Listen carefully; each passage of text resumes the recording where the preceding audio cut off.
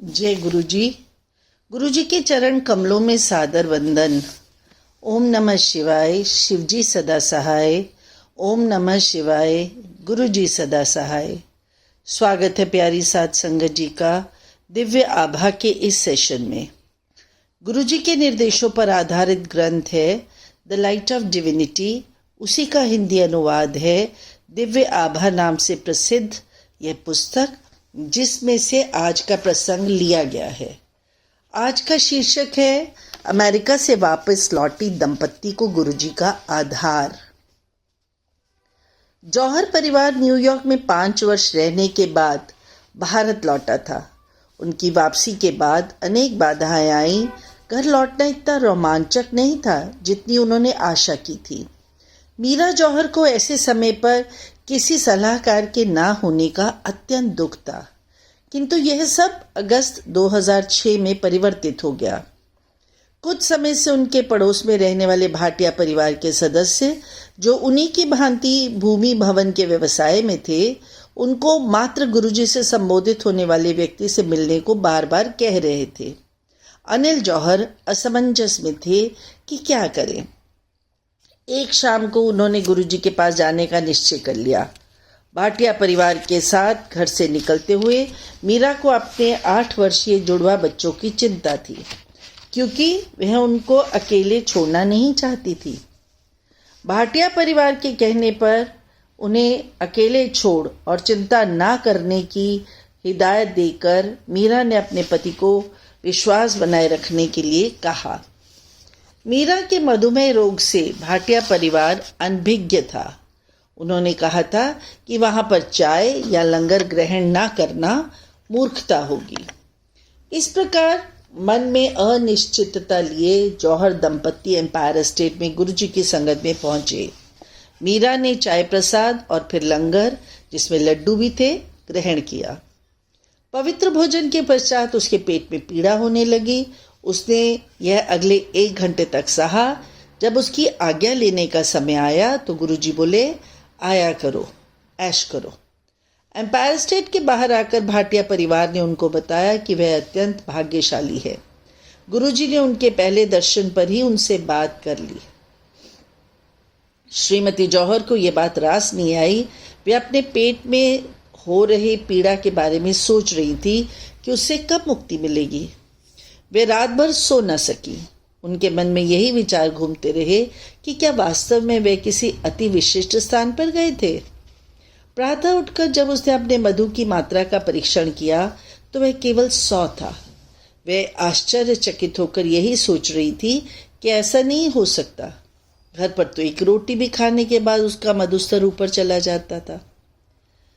मीरा हर दर्शन के पश्चात अपने मधु की मात्रा का परीक्षण करती रही। हर बार उसका स्तर नीचे ही रहता। उसके ट्राइग्लिसराइड का स्तर भी 700 से घटकर 120 की सामान्य मात्रा पर आ गया। अंततः उसने अपने और गुरुजी के परीक्षण बंद कर दिए।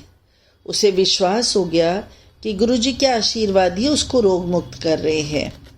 उसे लगा उसका रक्त भी स्वच्छ और शुद्ध हो रहा है, किंतु वह आभास ही नहीं, तथ्य भी था। प्रायः उसके रक्त परीक्षण करने में कठिनाइयां आती थी। एक तो सही नस का पता नहीं चलता था, फिर उसमें से निकला हुआ रक्त प्रदूषित और गाढ़ा होता था। किंतु अब गुरुजी के पास जाने के पश्चात सुई पहले ही प्रयास में नस में जाने लगी और रक्त बाहर आने लगा। दिलचस्पी की बात यह है कि भाटिया परिवार को जौहर परिवार के अस्वस्थ होने का पता न था। अनिल जौहर को भी सदा नज़ला रहता था। वे वातानुकूलित कमरे में नहीं बैठ पाते थे। गुरुजी के पास 2-3 मास जाने के बाद उन्हें आभास हुआ कि उनका वह रोग तो समाप्त ही हो चुका है। वे अपनी पत्नी के रोग के बारे में इतने चिंतित रहते थे कि अन्य बातें भूल सी गए थे। सफारी का चपटा टायर। जनवरी 2007 में जौहर और कुछ अन्य परिवार जिम कॉर्बेट राष्ट्रीय वन उद्यान में घूमने के लिए गए। सब 2 जीपों में चढ़कर वन के चक्कर काटते रहे, किंतु कोई जंगली जानवर दिखाई नहीं दिए। बच्चे कह रहे थे उन्होंने गुड़गांव के शहरी वातावरण में इससे कहीं अधिक पशु देखे हैं। थककर वे अपने आवास स्थान पर आ गए और सुरक्षा कर्मचारी के पास रुके। उसने बताया वह अत्यंत भाग्यशाली हैं कि उन्होंने कुछ नहीं देखा। उनकी गाड़ी के टायर में एक लंबी कील घुसने के कारण वह बिल्कुल चपटा हो गया था। 3 घंटे तक वन के ऊबड़ खाबड़ मार्गों पर ना तो उन्हें इसका पता चला, ना ही उससे उनकी यात्रा में कोई रुकावट हुई। गुरुजी ने जौहर परिवार की अनदेखी विपदा से रक्षा की थी। मीरा को प्रेम पत्र।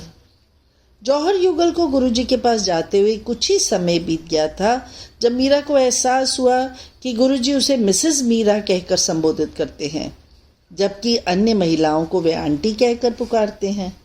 यह भेदभाव देखकर मीरा ने एक दिन दर्शन हॉल के बाहर पति को कहा, ऐसा प्रतीत होता है गुरुजी उससे प्रेम नहीं करते, वह उनके प्रिय लोगों की सूची में नहीं है।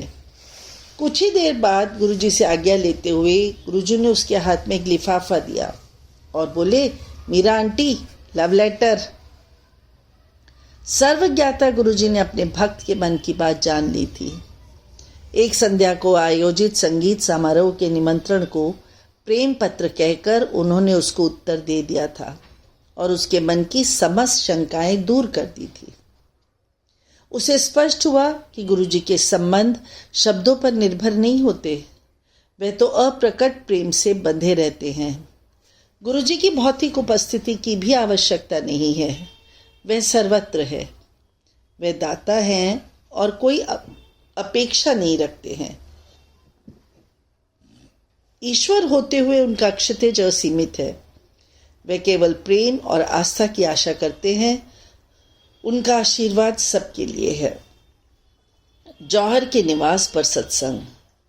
उनकी सर्व विद्यमानता का प्रत्यक्ष प्रमाण तब मिला जब जौहर परिवार को अपने गुड़गांव निवास पर उनका सत्संग आयोजित करने का गौरव प्राप्त हुआ।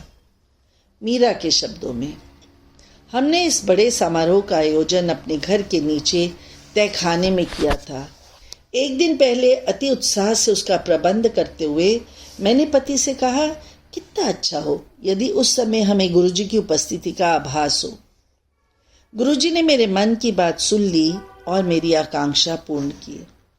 यद्यपि समारोह का समय साय 5 से 7 था, कुछ अनुयायी 4:25 पर ही पहुंच गए।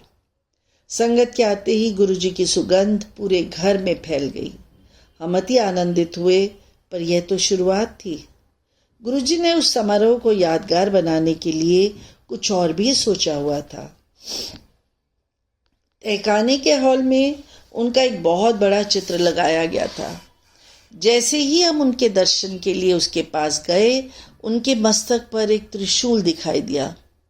त्रिशूल त्रिआयामी था और चमक रहा था।